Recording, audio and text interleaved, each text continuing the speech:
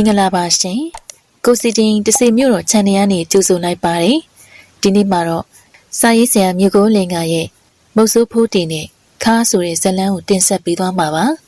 ကျေးဇူးတင်ပါတယ်ရှင်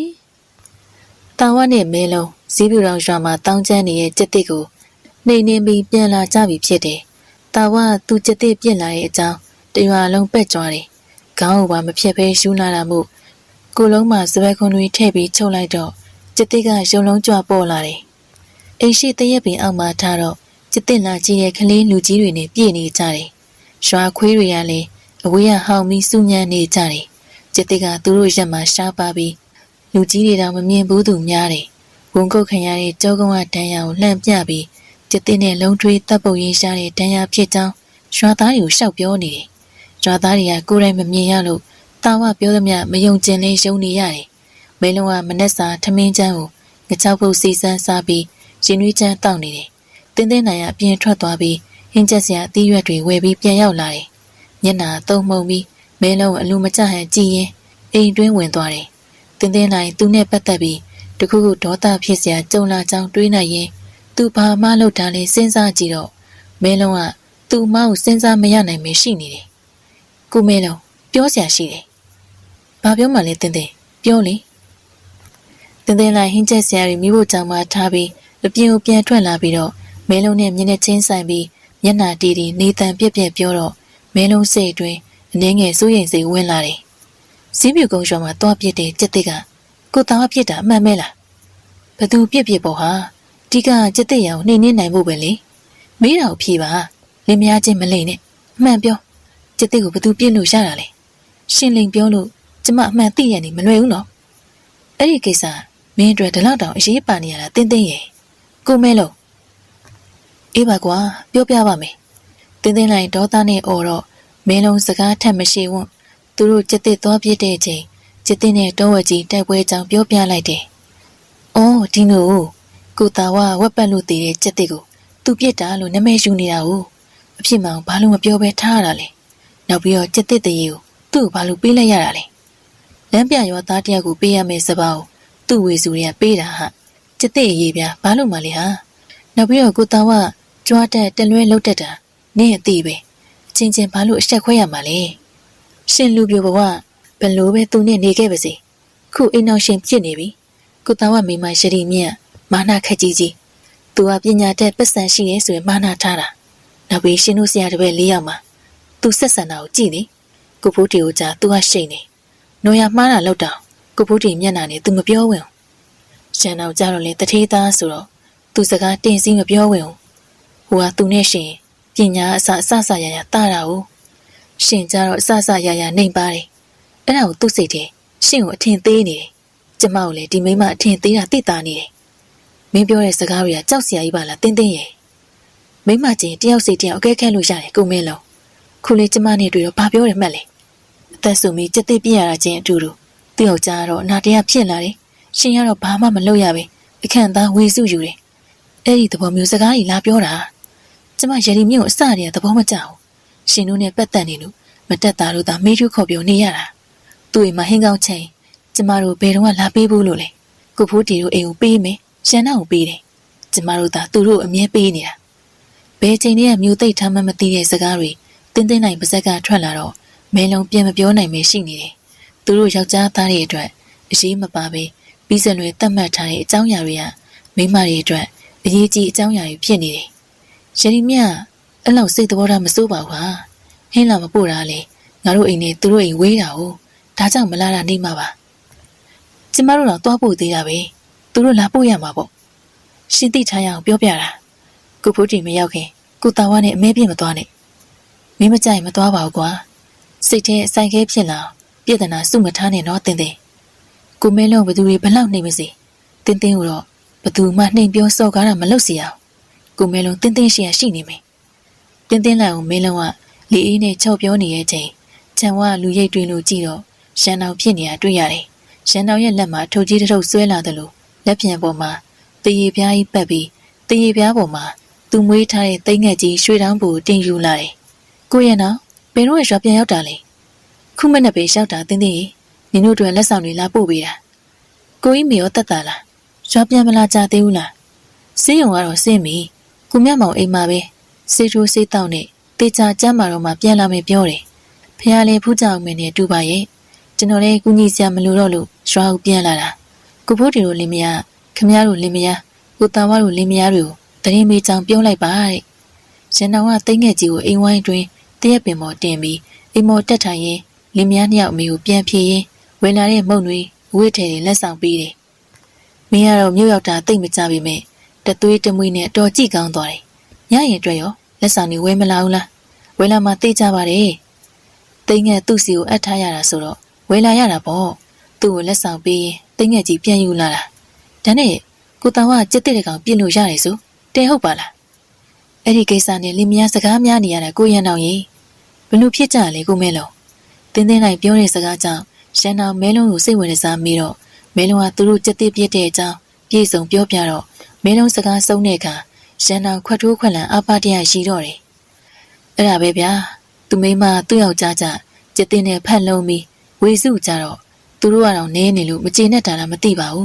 းတင်းတင်းကိုပြောလို့တဲ့စိတ်ဆိုးလာတာကိုတာဝအကြွားလွန်ပြီးသူ့အကြောင်းအမှန်မပြောနိုင်တာဖြစ်ပါလိမ့်မယ်ဟ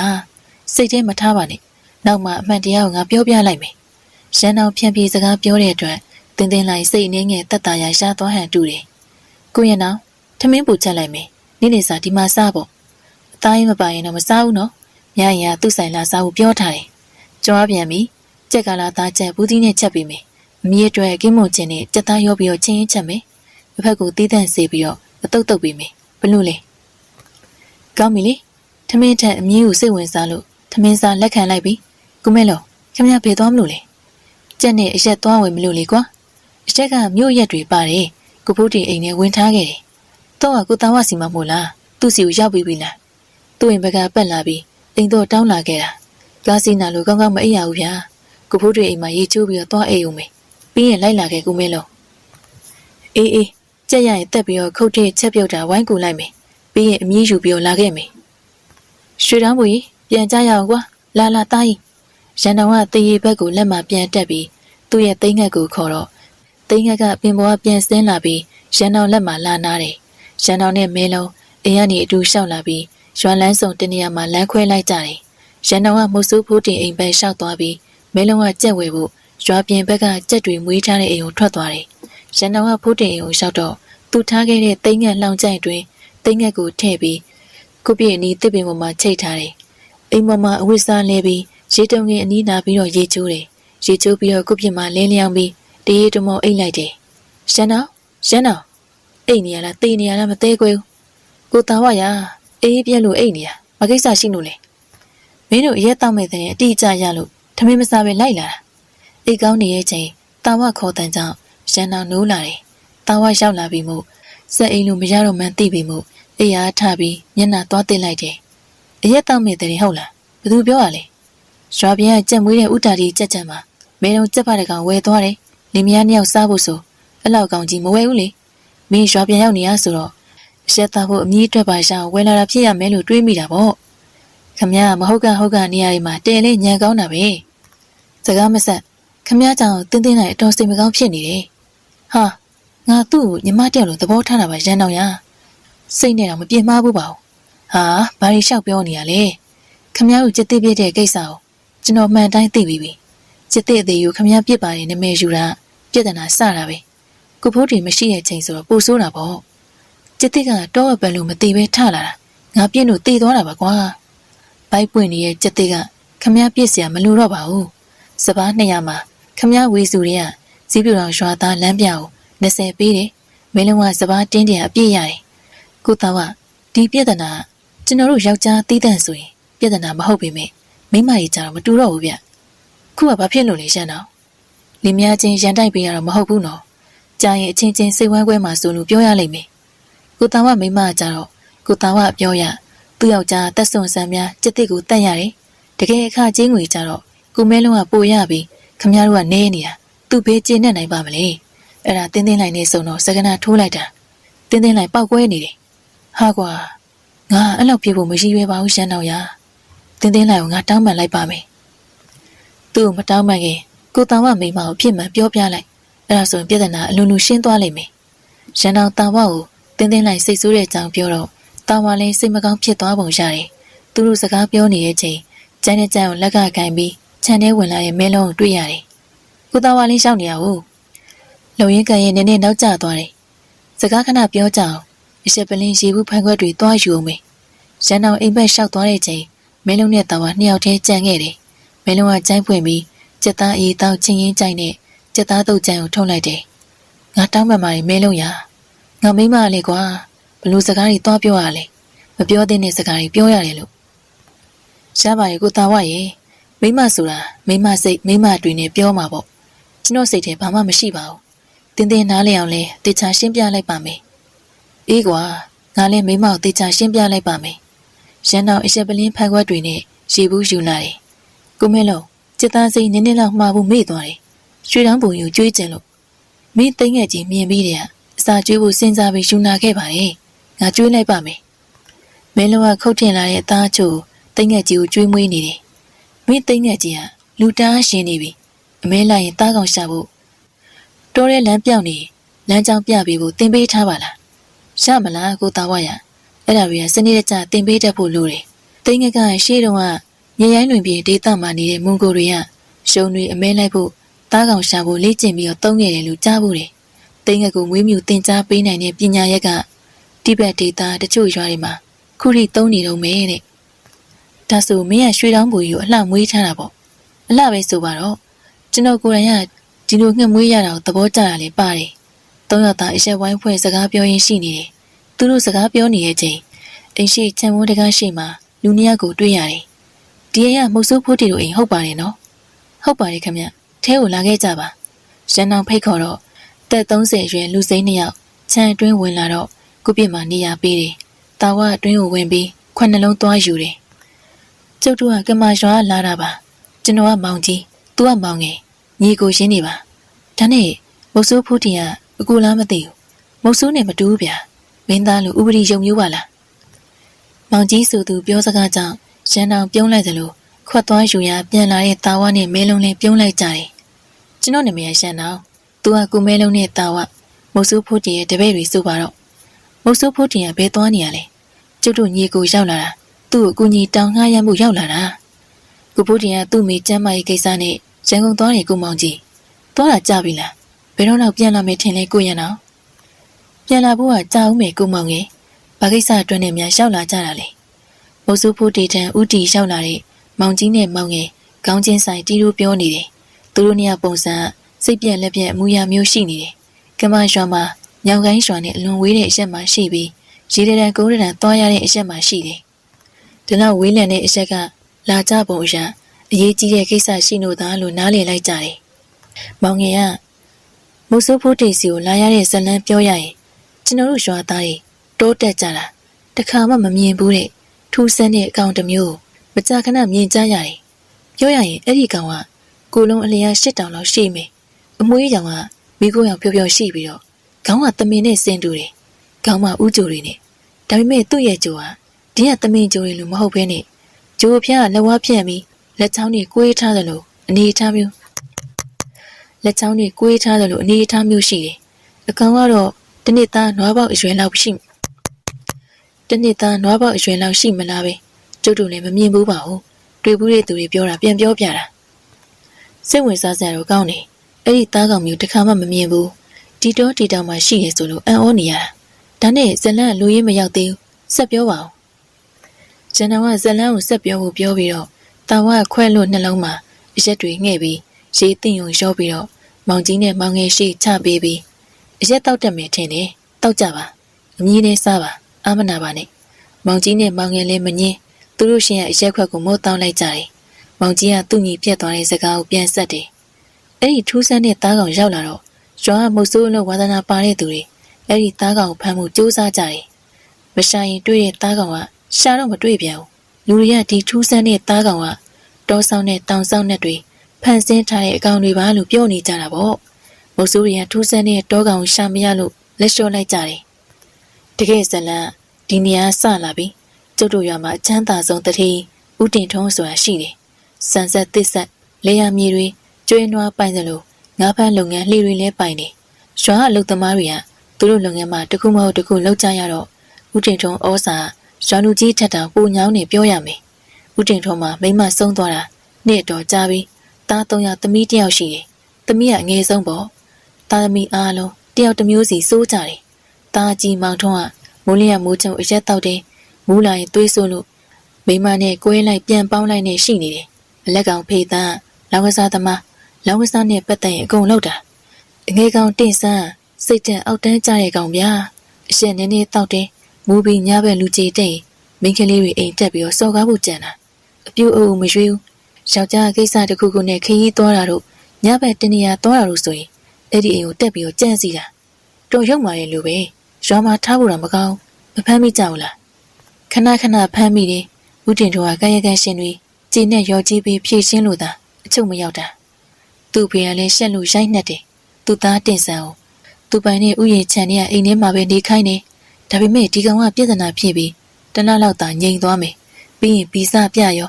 တခြားရွာတွေသွားညဘက်မိန်းကလေးရှိတဲ့အိမ်ဒီပေါ်တက်ရိုက်နှက်လွတ်လွတ်အကွဲပြဲနဲ့ပြန်လာဦးတင်တို့ကငွေတို့ပိုင်လိုက်ရှင်းရနေတော်မှွေတဲ့ကောင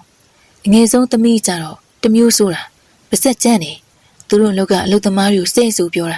ာပြောသမျှစကားအစိမ်းမပါတာမရှိဘူးယောက်ျားကလည်းမမြဲဘူးခုအိမ်အောင်နဲ့ဆိုရင်အိမ်အောင်30ရှိပြီခမရတို့ကလည်းခုထိလူရင်းကိုမရောက်သေးပါလားထူးဆန်းတဲ့သားကောင်ရွာလူတွေတွေးကြတာရောရွာအချမ်းသာဆုံးတတိနဲ့သားသမီးတွေအကြောင်းရောလာပြောနေတာဒီကိုရောက်လာတဲ့ကိစ္စခုထိရောက်မလာသေးဘူးတာဝကုံသွားတဲ့အရက်ခွက်အားလုံးအရက်ငှက်ဖြစ်ပြီးရင်စိတ်မရှိစွာပြောလာတယ်မောင်ငယ်ကအရက်ကိုခွက်တဝက်ခန့်မော့ပြီးကြက်သားတို့တစ်ဖက်ဝိုင်းရကိုမောင်ကြီးကစိတ်ရည်နဲ့အောင်ပြောချင်လို့ကြားနေတာဆက်ပြောရရင်အလက်ကောင်ဖေးတန်းကြောင့်ခုပြဿနာစတာပြောရမယ်ဖေးတန်းနဲ့တခြားရွာသူ့လိုတတိသားတွေချိန်ပြီးတိုးတဲ့လူပြက်တဲ့နေရာဖဲရိုက်ကြရင်ဝိုင်းသိန်းတော်ပါလာတဲ့အရက်ကိုတောက်ပြီးစကားပြောကြရင်ထူးဆန်းတဲ့တရဝါကြောင်ရောက်သွားတယ်သူတို့ဖွင့်ရတယောက်ကစလိုက်တယ်သူတို့တွေထူးဆန်းတဲ့သားကောင်အမဲလိုက်ကြမယ်တကယ်လို့တယောက်သာထူးဆန်းတဲ့သားကောင်အသေးရောအရှင်ရောတနည်းနည်းနဲ့ဖမ်းနိုင်ဖမ်းမိတဲ့သူတို့ကလောင်းချင်းငွေပေးရမယ်လို့သတ်မှတ်ပြီး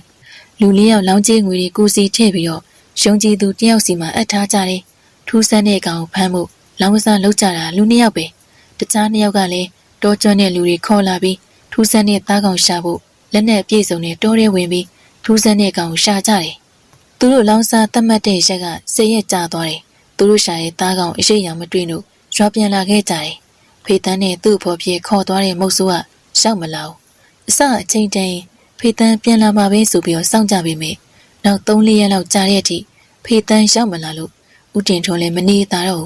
့သားဆိုးပေမယ့်ဒုက္ခရောက်တဲ့ချိန်မိဘအနေနဲ့စိတ်ပူတာမို့သူ့ရဲ့လက်ရင်တပည့်တွေကိုတောထဲလွှတ်ပြီးဖေးတန်းကိုအရှာခိုင်းတယ်တောနဲ့တောင်နဲ့လိုက်ရှာပြီးချိန်မှာဖေးတန်းနဲ့ပါသွားတဲ့အဖော်တော့တွားတွေ့တယ်ဖေးတန်းနဲ့အဖော်ပါသွားတဲ့သူကပုံမှန်မဟုတ်ပဲယူကြမှုကြောင့်ဖြစ်ပြီးလာရှာတဲ့သူတွေကိုတွေ့လို့ထွက်ပြေးတာမနေလိုက်ဖမ်းရတယ်ဖေးတန်းအကြောင်းမေးတော့လေဘာမှရေးရရပြန်မပြောနိုင်ပဲပါစက်ထဲတွေ့ရရှောက်ပြောနေလို့ရွာကိုပြန်ခေါ်လာခဲ့ရတယ်ရွာရောက်ပြီးစိတ်ကူပေမယ့်ကောင်းမလာဘူးစိတ်ဆရာကြီးပြောပုံရတဲချေပြန်ယူသွားတာတဲ့ဒါဆိုဖေးတန်းသိတဲ့ရှင်နဲ့မသိရပဲပျောက်နေရပေါ့ဟုတ်လားဟုတ်တယ်ကိုမဲလို့ဖေးတန်းအလောင်းဖေးဖြစ်သူဦးတင်ထွန်းကသူ့လူတွေကိုလိုက်ရှာခိုင်းပေမယ့်လုံးဝရှာမတွေ့ဘူးမောင်ငယ်စကားပြောရက်ပြီးအရှက်တစ်ခွက်တောက်နေတဲ့အချိန်မောင်ကြီးကစကားဆက်တယ်ဖေးတန်းပြောက်ပြီးတော့တိတ်မကြောက်မောင်ထွန်းကမူးမူးနဲ့ဖောက်လာပြန်တယ်သူ့ညီကိုသူကိုယ်တိုင်ရှာမယ်ဆိုပြီ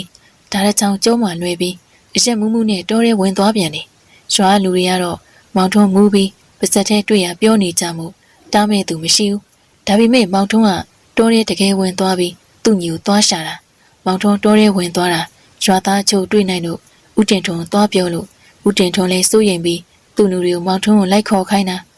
မောင်ထွန်းကိုဘယ်နေရာမှရှာမတွေ့လို့ပြန်လာခဲ့ရတယ်ဦးတင်ထွန်းအတွက်တော့ကြိုးစိုးဝင်နဲ့ပြောရမှာပေါ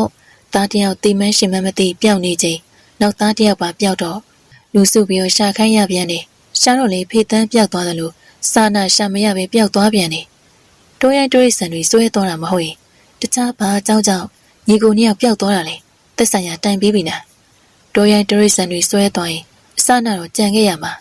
တိုးရိုင်းတိုးရိစံလက်ချက်မဟုတ်တာသိကြတယ်ဦးတင်တို့ကပတ်စံရှိတော့ရုပ်ကက်တီသူ့ရဲ့နာမည်ပေါက်ရောက်တော့စစ်တပ်တွေလာရင်သူ့အိမ်မှာပဲတဲကြတာ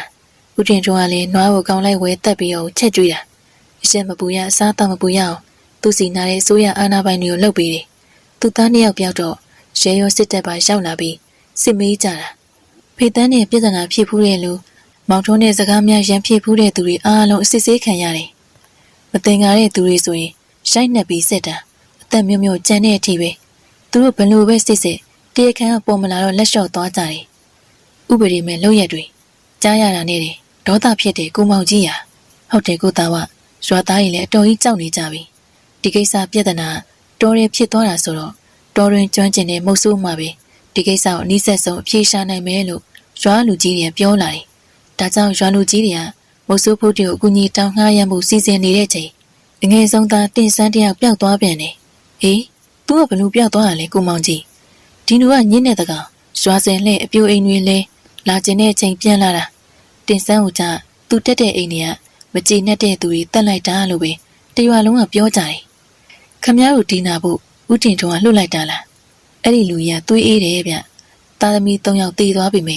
ဘာမှမဖြစ်တယ်လို့တည်ငြိမ်နေတယ်ဒါကိုဘယ်တော့မှကြောပေါ်ကမချဘူးညဆိုလေတချံလုံးမီးတွေထွန်းသူ့လူတွေကိုခြံထဲကင်းဆောက်ခိုင်းနေပြီးခွေးတွေပါလွတ်ထားတာသူ့လူတွေအပြောရဦးတင်ထွန်းကြည့်ရတာဒေါသလည်းဖြစ်တခုခုကြောက်နေပုံလေးရတယ်တဲ့ရွာလူကြီးတွေကမုတ်ဆိုးဖို့တွေကိုတွားကူကြီးတောင်းခေါ်မှဖြစ်မယ်ဆိုတော့မှသူကလက်ခံနေပြောတာကုန်ကြစရိတ်နဲ့သူထုတ်ပေးပြီးကျုပ်တို့အခေါ်လွတ်လိုက်တာပဲမုတ်ဆိုးဖို့တွေမရှိဘူးဆိုတော့ခတ်သားလားကိုကြီးဖို့တွေမရှိပေမဲ့ငါတို့ရှိပါတယ်ငါဆိုလွတ်လွတ်လပ်လပ်စက်တစ်ကိုတော့တတ်ထားတာမင်းတို့ရမှာဖြစ်နေတဲ့ပြဿနာအတွက်ငါတို့လိုက်ခဲ့ပါမယ်အခုပြဿနာအလွယ်မတွေးနဲ့ကိုသားကစွတ်တွေလိုက်ဖို့ပြောနေခမရတို့ကျွန်တော်တို့ကနေရာကဏ္ဍတစ်ခုစီမှာတော်ရထားပါတော့တခုလေးတော်ယုံနဲ့မရှဘူးခုဟာကြားယုံနဲ့မှန်းလို့ရတယ်ဒါကိစ္စကြီးပဲမလိုပါဘူးကွာဒီထက်ထူးဆန်းတဲ့ကိစ္စတွေတော့ရှင်းလာသေးတာဘယ်သူမှမလိုက်ရင်ငါသွားမယ်ကွာတာဝမဲလုံးစကားကိုအရေးမထားဆရာသမားမရှိရဲ့ချိန်သူ့အစွမ်းစာတွေထုတ်ပြလိုနေတဲ့စိတ်တွေသာများနေတယ်မုတ်ဆိုးဖို့တီတပည့်တွေလိုက်မယ်ဆိုလေရပါတယ်ဆရာတော်သလိုတပည့်တွေလည်းတော်မယ်လို့ရှုံးပါတယ်ဟုတ်တယ်ဆရာကောင်းစီမှာတပည့်ကောင်းရှိမှာပဲလိုက်ခဲ့ကြပါဗျာရွာသားတွေလည်းလက်နေပြီလှုပ်ပြက်ကင်ပြက်တော်မတက်ဝန်ကြညဘက်ပြင်မထွက်ဝင်နဲ့တော်ဆိုးနေပြီမောင်ကြီးမောင်ငယ်ပြောစကားကြောင့်တာဝပူပြီးတော့မန်းတက်ပြီးရင်နွေးချမ်းဟန်ပါပါတောက်ပြနေတယ်ကျွန်တော်လည်းတနက်ပြစ်တက်တာကိုဖိုးတွေထံမတော်ရင်တော့မနှိမ့်ပါဘူးဒါပေမဲ့အရေးကြောင်းကြုံရင် तू ကပုံမှန်လက်ရည်ပြတ်မသွားပြီမေကျွန်တော်ကပုံမှန်ထက်နည်းနည်းနှိမ့်သွားတယ်တနက်ပြစ်တာတခုလည်းပြောတာမဟုတ်ဘူးနော်ကိုသားကတခြားနေရာတွေမှာလည်း तू မညံ့ဘူးဘောလုံးသမားစကားနဲ့ပြောရရင် तू ကခန်းစစ်ကိုကူညီတိုက်စစ်လင်ပံ့ပိုးနိုင်တဲ့ကွင်းလင်ကစားသမားမျိုးဒါကြောင့်သာကျွန်တော်တို့မှရှိရဲ့အစွမ်းစားတွေစိတ်ကြိုက်ထုတ်ပြခွင့်ရတာပေါ့ तू မပါပဲအခုအလုပ်ကိုမစွန့်စားချင်ဘူးဗျာရှင်းတော့ဘောသမားစကားနဲ့မင်းပြောတော့ငါလည်းပြန်ပြောရလိမ့်မယ်မင်းရတကယ်တော်တဲ့အားကစားသမားဖြစ်နေပြီမေနမေကုံတရင်ရှိတဲ့တခြားကစားသမားလောင်းရိပ်မိသွားတယ်နမေကုံတရင်ရှိတဲ့တခြားကစားသမားလောင်းရိပ်မိသွားရင်မင်းအရှိမထွက်တော့မင်းကိုသွင်းရင်လေဖန်တီးပေးသွားတဲ့အဲ့ဒီကစားသမားကိုချီးကျူးကြမှာအဲ့ဒီကစားသမားကိုသွင်းမှုလူ3-4ယောက်လိန်ခောက်ပြီးမင်းဖန်တီးပေးရင်လေသူပဲချီးကျူးပို့ခံရလိမ့်မယ်အခုလေငါတို့ကလောင်းရိပ်မိနေတာကွာခမည်းစကားတွေကိုကြီးကြားသွားရင်စိတ်မကောင်းဖြစ်မှာအဲ့ဒီလိုမပြောပါနဲ့တော်ခက်ပါလားကိုတာဝရခုကိစ္စနားထောင်ရုံနဲ့တကယ်ခက်ခဲမဲ့ကိစ္စမျိုးပြောနေရတာကိုကြီးဖို့တူငါချစ်တယ်ဒါပေမဲ့ငါတို့အစွမ်းစားလေးပြရမယ်မင်းတို့မလိုက်ချင်နေရခဲ့ကြငါတော့လိုက်မယ်တာဝသူလိုက်ပါဖို့စိတ်ဆုံးဖြတ်ထားပြီးမို့ပြောသမျှနားမဝင်မေးစကနိုင်လူပြောနေတော့ကျန်တဲ့နှစ်ယောက်လည်းဆက်ပြောရင်စကားပြောမှမို့ငြိမ်နေလိုက်ကြတယ်မောင်ကြီးနဲ့မောင်ငယ်ကိုခေါ်ပြီးထမင်းကျွေးဖို့သူ့အိမ်ပဲထွက်သွားတယ်ရန်တော်နဲ့မဲလုံးလည်းအရက်ဝိုင်းလက်စတက်ပြီးထမင်းစားဖို့ထွက်လာခဲ့ကြတော့တယ်နောက်နေ့မနေ့ပိုင်းချိန်ညောင်ကိုင်းရွာကနေလူရစုရွာပြင်ထွက်လာကြတယ်တာဝဖိုးတီအဝိစားမတော်ရတွေဝစ်ပြီးကျိုးပုအိမ်လွဲပြီးတနက်ကိုဟန်ပါပါကင်ပြီးတော့မျက်နှာကိုတီးထားတယ်မဲလုံးနဲ့ရန်တော်သူတို့တငယ်ချင်းအနည်းရဲ့ကြုံမှဆိုလို့မလိုက်လို့ပေမဲ့လိုက်ပါလာခဲ့ရတော့တယ်မောင်ကြီးမောင်ငယ်လမ်းပြဥဆောင်မှုနဲ့အတူသူတို့လူစုရွာထွက်လာကြတယ်ရှေ့နာမဲ့ခရီးစဉ်တွေမှာရန်တော်ခန်းခန္ဓာတွေအရေးပါလာလို့အခုဆက်လန်းကိုရန်တော်တူးတဲ့အမြင်နဲ့ဖော်ပြပါမယ်ကျွန်တော်အခုခရီးစဉ်ကိုစိတ်မပါဘူးတခါတလေယူးသလိုကြောင်သလိုပြုတ်မှုတွေလှုပ်တတ်တဲ့ကိုတာဝကြောင့်သာလိုက်ခဲ့ရခြင်းပဲကိုမဲလုံးကိုကြည့်တော့ သူမျက်နှာပြောင်းလဲခြင်းမရှိတည်ငြိမ်စွာရှိနေတယ်ရန်သူနဲ့ပတ်သက်ရင်ကြောက်လန့်စရာကောင်းတိုက်ခိုက်တတ်ပေမယ့်မိသားစုပတ်ဝန်းကျင်မှာသူကနုညံ့သူမှုသူ့ဘောကျွန်တော်သဘောကျမိတယ်ကျွန်တော်တိမ်ငယ်ကြီးရွှေတောင်းဘူကကျွန်တော်လက်ပေါ်မှာငြိမ်သက်စွာပါလာတယ်ရွှေတောင်းဘူအပြန်တင်တက်ချိန်သူ့သွားလူရသွားလှုပ်ပေးထားဖို့ပေမဲ့သူကညအိတ်ချိန်သူ့အိမ်ယာကိုပြန်လာတာမို့အံ့ဩရတယ်ရွှေတောင်းဘူကျွန်တော်အားလက်ချိန်တိုင်းကွင်းပြေနေမှာလှုပ်ပြီးစိတ်ကြိုက်ပြန်တန်းခိုင်းကြည့်ဘူးတယ်သူကလွတ်လပ်စွာပြန်တန်းပြီးညအိတ်ချိန်တိုင်းသူ့ရဲ့အိမ်ယာတန်းပေါ်ပြန်လာတတ်တယ်အခုလဲလက်ကိုမလိုက်တော့ရွှေတောင်းဘူကပြန်သွားတယ်ကောင်းကင်မှာလေဟုန်စီးဝဲပြန်နေတဲ့ရွှေတောင်းဘူကညမောင်ရင်အိတ်တန်းပြန်မှတွေးထားလိုက်တယ်တနေ့ကုန်တွန်းလက်ခီးလျှောက်လာပြီးညနေဆောင်မှာမြစ်စိတ်တစ်ခုရောက်လာကြတယ်ပေါမှုတန်လှေတစ်စီးဖြစ်ပြီးလှေပေါ်ညီကိုနှစ်ယောက်တက်သွားတော့ကျွန်တော်လည်းလိုက်တက်ခဲ့ကြတယ်ဟိုမှာမင်းရဲ့သိငယ်ကြီးမို့လားရှမ်းတော့ဟာဟုတ်ပါရဲ့အိမ်မပြေမေးကျွန်တော်တော့လိုက်လာတာပဲကိုတောင်ကပြန်လို့ကောင်းကင်ပေါ်ကြည့်တော့ကျွန်တော်တို့လှေရှိရန်ဝဲပြန်ဆင်းလာတဲ့သိငယ်ကြီးရွှေတောင်းဘူကလှေဦးထိပ်တိုင်ပေါ်မှာဝင်နာနေတယ်ကိုမွေးထားတဲ့တိုရိษံ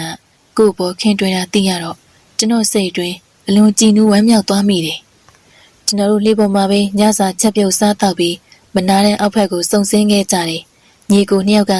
ရှေ့တစ်ယောက်နောက်တစ်ယောက်လှော့ခတ်ကြတယ်တချမ်းပြေးနေတဲ့လမင်းရကောင်းကင်မှာတာနေပြီးသူ့ရဲ့အလင်းကတရက်ပြီးတရက်အားကောင်းလာတယ်လာရောင်အောက်မှာမှုံဝါးဝါအလင်းနဲ့မြင်ကွင်းတွေမြင်တွေ့နေရတယ်ကန်းဆက်ပတ်စီကဘုံငတ်အော်တန်းညငတ်အော်တန်းတွေတစ်ချက်ကြားရသလိုမြောက်အော်တန်းခွေးရဦးတန်းတွေလည်းကြားရပြန်တယ်ရွှေတောင်းဘူကလှေဦးထိပ်တိုင်ပေါ်ကနေပေါင်းမှုပေါ်တက်အိတ်နေတယ်ကိုမဲလုံးကလှေဝမ်းပေါင်းမှုအောင်မီးပေါ်မှာရင်နှွေးကြိုနေတယ်ကိုသားကတချင်းတစ်ပုတ်ကိုစီးမကြဝါမကြအော်ဆိုနေတယ်ရေအကြဖြစ်လို့လှေရလှမြန်စွာရွေ့ရှားနေပြီးလမ်းကြောင်းသိနေရန်တူတဲ့ညီကိုနှစ်ယောက်ကရေနန်းကြောင်းသိတာကြောင့်ခက်ခဲမရှိသွားလာနိုင်ကြတယ်ကျွန်တော်တို့ဖွဲ့မနဲ့လင်းရောင်ရှားတော့မှကန်းဆက်တစ်ခုမှလှေဆိုင်ပြီးလှေပေါ်ကဆင်းပြီးတော့ကမ်းပေါ်တက်လာတော့ညီကိုနှစ်ယောက်ကလှေကိုကျိုးချပြီးကန်းဆက်ကနေတနာရီခန့်ရှောက်ပြီးတဲ့ချိန်တောင်ဘေးတနေရာမှာတည်ထားတဲ့ရွာကြီးတရွာကိုလှမ်းမြင်ရတယ်ကျွန်တော်တို့နဲ့ရွာကြားမှာကွင်းပြင်ကျဲတစ်ခုရှိတယ်ကျွန်တော်လက်ကရွှေတောင်းဘူမပြန်ခိုင်းပြရွာသားတွေကအကြောင်းမသိပဲပြစ်ခတ်မှာစိုးတာကြောင့်ပဲကိုသားကဟိုးခြုံဆက်မှာတရေတကောင်ကျွန်တော်သွားပြစ်လိုက်မယ်မပြစ်နိုင်မဲလို့ငါပြစ်လိုက်မယ်ရွာဝင်မျက်နှာလှတာပေါ့ကွာကိုမဲတော့တွေ့တာလေသူပြစ်ပါစေနဲ့ကိုသားကကျွန်တော်ပြောတာမကြားဟန်ပြုပြီးတရေပြစ်ခတ်ဖို့ထွက်သွားလို့ကျွန်တော်လည်းစောင့်ဆိုင်နေကြတယ်တရေကကွင်းပြင်အလင်းမှာရှိတဲ့ချောင်းလက်တက်ပြီးတမန်းချုံပုတ်ကထွက်လာခြင်းကိုကိုမဲလုံးမြင်ပေမဲ့အားလုံးကိုကြွားဝါလို့သူပြစ်ဖို့သွားနေခြင်းပဲသိငက်ကိုကိုမဲလုံးလက်မှာအပ်ပြီးကျွန်တော်လည်းတရေကိုပြစ်ခတ်လို့မထီရင်အစတည်းကအထင်သေးခံရမှာဆိုလို့လိုရမရသဘောနဲ့ကိုသားကစန့်ကျင်ဘက်တခြားဘေးဘက်ကနေခါးလေခန့်ရောက်နေတဲ့မျက်ရိုင်းတွေကိုအကာအကွယ်ယူပြီးတရေရှိရာကျင်းကပ်ခဲ့တယ်ကြည်တကန်းကွာကိုလျှောက်တော့တရေကိုကြည့်တဲ့ချိန်တရေကအိယာထလာဟန်တူပြီးပတ်ဝန်းကျင်ကိုဟိုဒီမသိငါဟန်ကြည့်ရင်ချောင်းဘက်လျှောက်သွားတာတွေ့ရတယ်ကျွန်တော်တနက်ကိုအသိနေထားပြင်ထားပေမဲ့ကိုသားကပြစ်ခတ်မယ်ဆိုလို့ငြိမ်နေရတယ်တနက်တန်တစ်ချက်ထွက်ပေါ်လာခြင်းနဲ့အတူတရေကလန့်ခုန်ပြီးကျွန်တော်တို့ရှိရပဲပြေးလာတော့ကြောက်လန့်တကြားပြေးလာလို့အလွန်နှင်းမြန်နေတော့ပြစ်ကွင်းချိန်မရကြည့်ရင်လွဲဖို့ရာခိုင်နှုန်းများပေမဲ့ပြေးလန်းကိုကြိုတင်တွက်ပြီးတနက်မောက်ကလေးဆွဲချလိုက်တော့တယ်ကျွန်တော်ဝမ်းသာသွားတယ်တရေကရှေ့ဆက်ပြေးနေရနေတုံကနေရှက်ပြီးဘိုင်းကနေလဲသွားတယ်ထိသွားပြီတော်သေးရပေါ့ကိုတောင်ကပြစ်တာမထီပဲလွတ်သွားပြီမှတ်တာကိုရင်အောင်ပြစ်တာထိသွားလို့ပေါ့တာပဲကွာတရေသားစားရပြီဒီကောင်တွေကရွာမှာတောင်းမှုစုမရှိတော့ရွာနာထိနားတဲ့ကြတယ်ကျွန်တော်လည်းတရေရှိရပြေးသွားပြီးတကောက်ကျောတွေကိုဓမြောင်နဲ့ဖြတ်လိုက်တယ်ကန်စုပ်ပြီးတရေလေပင်ကိုကြီးစံဖောက်ဝင်ခြင်းပဲမောင်ကြီးမောင်ငယ်တို့ပုံးကွယ်နေရနေလင်းမြန်ရောက်လာပြီးတရေသေးကိုကြည့်ပြီးတော့ဝမ်းသာအားရပြောဆိုနေရဲ့ချိန်မဲလုံးလေးရောက်လာတယ်မင်းတို့မှားနေကြပြီတရေကအစရငါပြစ်လိုက်လို့ထိပြီးဒီနေရာရောက်မှလဲသွားတာဘလို့ပြောလိုက်တယ်ကိုသားကခမည်းပြစ်တာမထီလို့ပြေးတာပါဗျာထိရင်လဲပေးနေရမလဲပဲနေပါမလားတနေ့ကိုပခုံးမော်တင်ထမ်းပြီးရှောက်လာရင်ဟန်ပါပါပြောလိုက်တဲ့ကိုသားဝစကားကျွန်တော်ကြောက်သွားရတယ်မဲလုံးမခံမရက်နိုင်စွာပြောတဲ့စကားကိုတာဝအေးဆေးပြုံးနေတယ်ညီကိုနှစ်ယောက်ကကျွန်တော်တို့မျက်နှာတွေလိုက်ကြည့်ရင်ရှိနေတယ်မင်းလည်းမှုတ်ဆိုးပဲမဲလုံးရအဲ့လောက်ရှိန်နဲ့ပြေးနေတဲ့သားကောင်ဘယ်မှုတ်ဆိုးပြစ်နိုင်ပါမလဲတွေးကြည့်စမ်းပါဒါဆိုသားကောင်စပြစ်တဲ့နေရာမှာ သွေးဆက်တွေရှိမရှိသွားစစ်ကြည့်မယ်မဲလုံးပြောစကားကြောင့်တင်းငိမ့်စွာဟန်လုံနေတဲ့ကိုတာဝမျက်နှာပြတ်သွားတာကျွန်တော်တွေ့ရလို့ငင်းမနေပါတော့နဲ့ဗျာဘသူပဲဖြစ်ဖြစ်တားကောင်ရဖို့အရေးကြီးတာပဲလေအေးရန်အောင်ပြောတာဟုတ်တယ်ဒီကောင်မဲလုံးခုဒီကလေးဆန်တော့သူ့ထက်ငါတာသွားမှစိုးနေတာကျွန်တော်ပြောတဲ့စကားကြောင့်ကိုတာဝတရားခုမှမျက်နှာပြုံးနိုင်ပြီးကိုမဲလုံးခက်တီတီပြန်ပြောနေတာကြည့်ပြီးကျွန်တော်ပြုံးလိုက်မိတယ်ကျွန်တော်တို့လူစုကမရွာတွင်းဝင်လာတော့ရွာသားတွေဝိုင်းကြည့်ခြင်းကိုခံရတယ်မောင်ကြီးနဲ့မောင်ငယ်ကတရေကိုဒုတ်ရှူထမ်းလာပြီးတနက်ခိုင်ထားတဲ့မျက်နှာစိမ်းဧည့်သည်တွေလည်းပါလာလို့ညီကိုနှစ်ယောက်သွားခေါ်တဲ့မုတ်ဆိုးဖိုးတီတို့ဖွဲ့ရောက်လာပြီးဆိုပြီးဝိုင်းကြည့်နေကြခြင်းဖြစ်မှန်ကျွန်တော်တွေးမိတယ်မုတ်ဆိုးဖိုးတီဆိုတာတန်ငငယ်လေးရှိသေးတာပဲလူပုံချောချောနဲ့ဘေးရတပည့်တွေကလည်းဆရာမှန်မတက်ရအောင်ဘေးရတပည့်ကလည်းဆရာမှန်မတက်ရအောင်တင်းကမှန်တက်နေတယ်ဟုတ်ပါအမေကဆရာပါဟဲ့မတော်ရတွေဝိတ်လူပုံကစောင့်ကြွားနဲ့သူတော်ငါရင်ထမင်းမကျွေးနိုင်ဘူးရွာသူမိမကြီးတွေ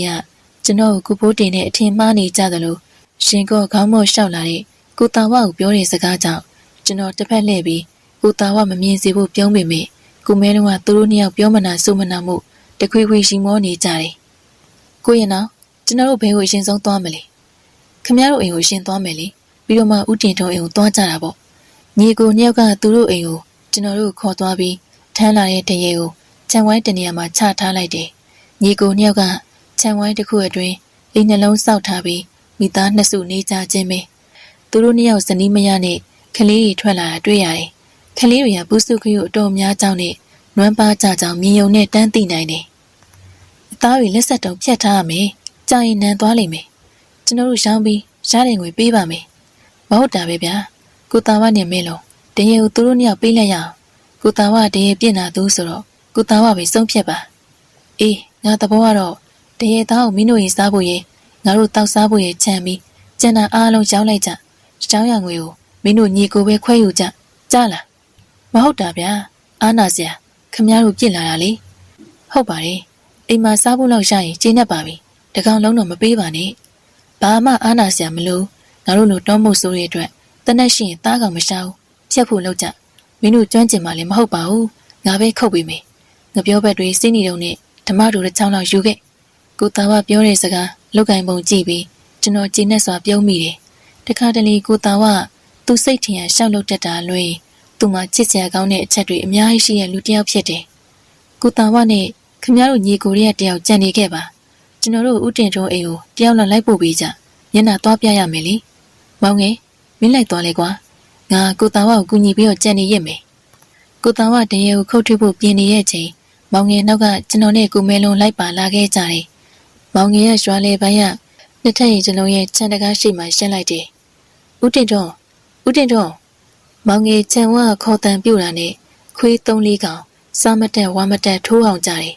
ဗလာတောင်းတောက်တရှိကြောလွယ်ထားတဲ့သူနှစ်ယောက်ခြံဝါကိုရောက်လာတယ်မောင်ငယ်သူတို့ကဘသူတွေလဲမုတ်ဆိုးဖို့တီခမရတို့ကြားဘူးတယ်မို့လားမုတ်ဆိုးဖို့တီကိုရောက်လာပြီဟုတ်အားတော့နားလေကွာကျန်ရညတညလုံးအေးပြတ်ထားတော့ခုရီအိယာမထသေးဘူးသွားနှိုးလို့လည်းမကောင်းဘူးလေနောက်တစ်ခါမှပြန်လာခဲ့ကြပါလားဟာဟေ့ကောင်ဘလို့စကားကြီးပြောလိုက်တာလေခုလူတွေကမင်းတို့လိုအလုပ်သမားတွေမဟုတ်ဘူးဟေ့ကောင်မောင်ငယ်မင်းဘာစကားပြောချင်တာလဲတေးချင်းမိထင်နေကိုမောင်ငယ်ကပြဿနာမဖြစ်တာကောင်းပါလေပြန်ကြရအောင်စော်ကားလုံးအားကြည့်လို့မခံနိုင်လို့ပြောနေရတာဗျာ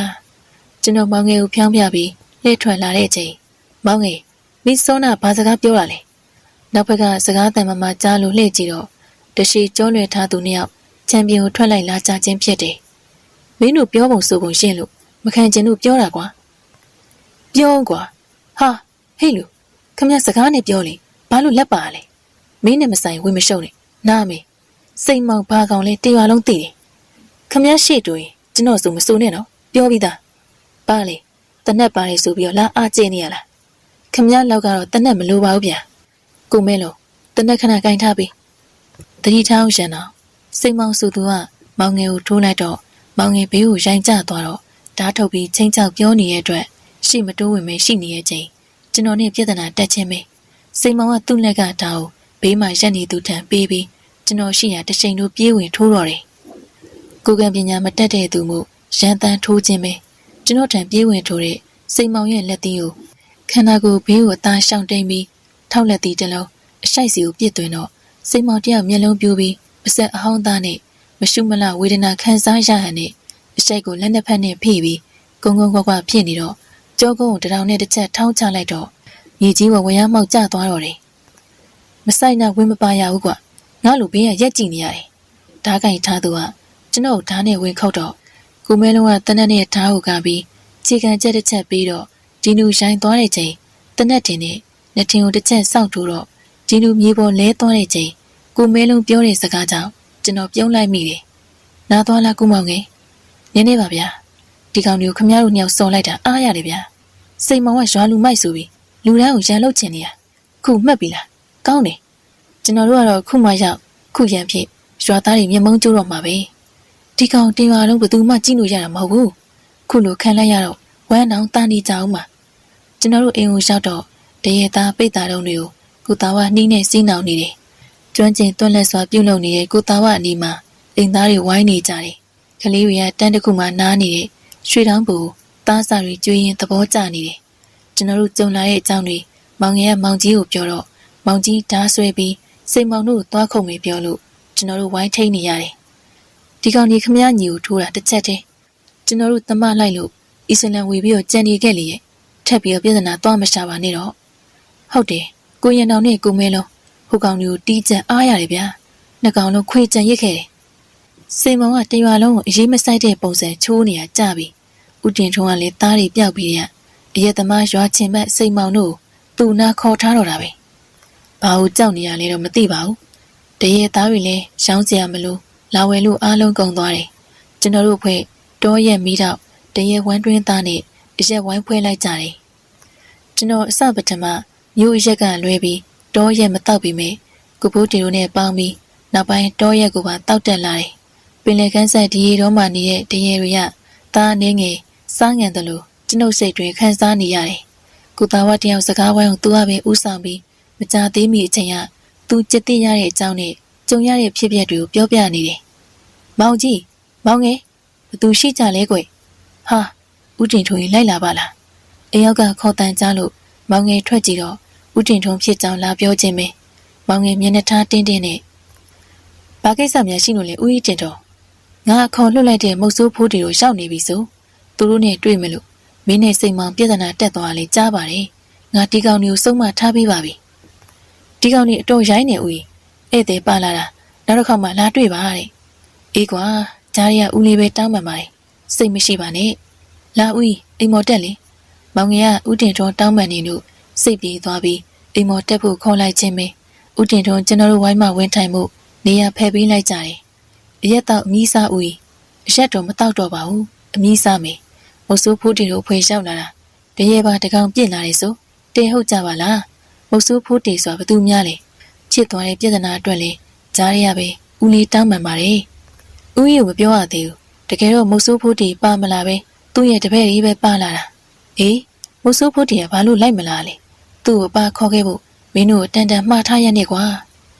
ကိုဖိုးတီပါမလာဘူးဆိုတဲ့စကားကြောင့်ဦးတင်ထွန်းမျက်နှာစိတ်ပြက်လက်ပြက်အမူအရာဖြစ်သွားတယ်ဦးတင်ထွန်းသိချကြည့်မိတော့အရက်ရှိရှိအသားညွညွနဲ့တက်60ကျော်လူကြီးတယောက်ဖြစ်ကြောင်းတွေ့ရပြီးသူ့ရဲ့မျက်လုံးတွေကစိတ်တော့ကရောက်နေတဲ့ပုံစံမျက်လုံးတွေလို့ကျွန်တော်သုံးသပ်မိတယ်။မောင်ကြီးကကိုဖိုးတီမိဘကျမ်းမာရေးကိစ္စကြောင့်ခရီးသွားနေရတယ်လို့ပြန်ပြောပြတယ်။ကျွန်တော်နာမည်ရှန်တော်ဒီတယောက်ကကိုသားဝ